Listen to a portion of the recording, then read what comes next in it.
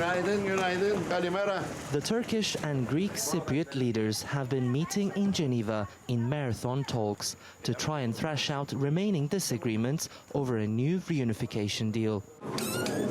Behind closed doors, technical experts from both sides are delving into the issues of land, property, security and economy, among others.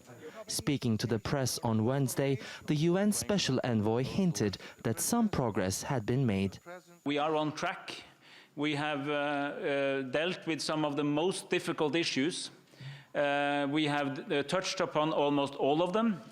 We have solved many of them, and we are close to resolving some other issues. But certain issues simply cannot be agreed on without further international pressure. Among them is the redrawal of borders and the fate of Turkish troops on the island, which have to be decided by guarantor countries like Turkey, Greece and Britain.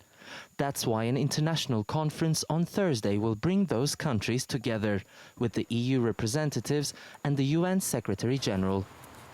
With so many contested issues on the table, it looks as though both leaders will have to make some compromises, but they would need to do so without upsetting their communities back in Cyprus, as they will have the final say on any agreement reached here in Geneva.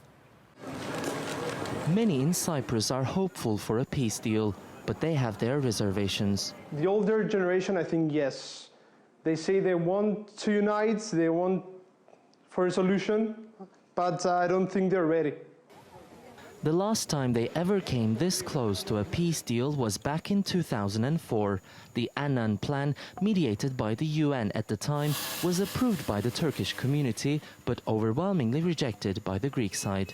After the referendum, to be honest, I lost my all hopes and a bit disappointed.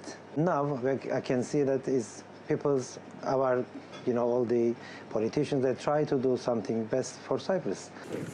The chances of reaching a deal this time round will be determined not only by the courage of politicians around the table, but also the compromise of communities on the ground. Ediz Tiyansan, TRT World, at the United Nations headquarters in Geneva.